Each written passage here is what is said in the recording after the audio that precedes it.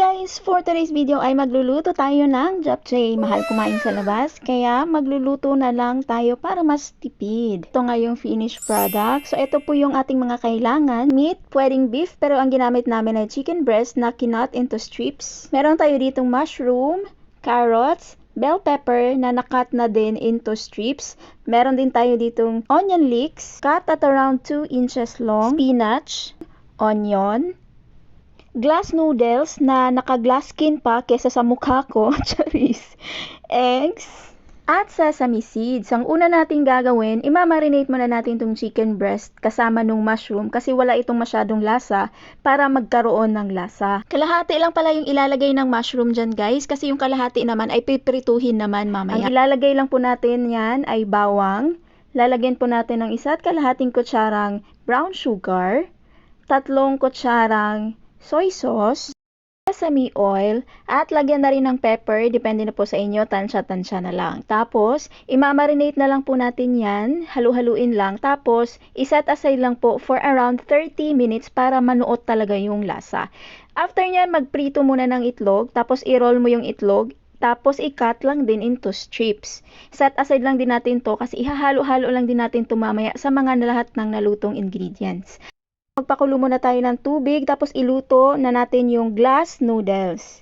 Glass noodles, mabibili nyo lang po ito sa mga Korean Mart.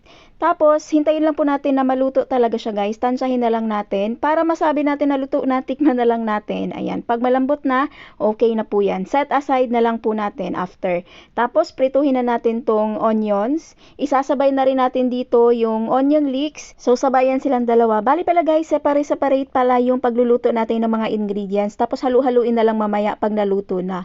So, ayun. Prituhin naman natin yung natirang mushroom na hindi na isama doon sa na-marinate. So, ito po yung sinabi ko guys na half lang yung imamarinate kasi piprituhin yung iba. Tapos, lutuhin na rin natin tong carrots.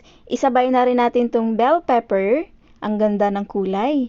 Ayan, halu-haluin lang yan siya hanggang sa maluto na. At ang huli nating lulutuhin dito ay yung chicken breast na na-marinate na kanina at kasama na yung mushroom. So, ayun, siya yung pinakahuli kasi para manuot din talaga yung lasa pa ng mga nilagay nating mga spices. Pagluto na lahat ng mga ingredients guys, paghalu-haluin na natin, ilagay na natin yung blanch na spinach, ilagay na natin yung noodles, tapos gupit-gupitin lang natin kasi masyadong mahahaba. Ayan, tapos lagyan lang po natin yan ng 1 kutsarang brown sugar, tapos 2 kutsarang soy sauce, at 1 kutsarang sesame oil. At pagkatapos halu-haluin lang natin yan para manuot doon sa noodles, magkaroon siya ng lasa. Ilagay na rin natin yung prito natin kaninang mushroom, tapos yung onions, kasama na yung onion leeks. Ilagay na rin natin itong carrots at saka yung bell pepper. Ang ganda na ng kulay. Siya talaga yung magpapakulay guys. Tapos ilagay na natin yung naprito natin na marinate na chicken breast tsaka mushroom. Ayan, ang daming toppings. Tapos lagyan natin ng konting sesame seeds. At paghalu-haluin lang natin guys. Ayan, ang sarap, nakakatakam na. Ready na bang kumain ang lahat? Charis. Ang ganda na ng kulay. So, halu-haluin lang yan guys. Luto na po yan. At ayan, eto na. Tantaradan! Ang japchae. So, ayan, ito yung pinaka-favorite part ko guys. Yung kainan portion. Syempre, ako lang yung titikim. Charis. Ayaw kasi ng asawa ko guys. Shy type siya. Kaya ayaw niya magpakita sa camera. So, pag tikiman ganyan, ako lang yung talaga yung makikita nyo. Pero, after nyan, kaming dalawa syempre naman yung kakain. At sarap na sarap siya sa luto niya, guys.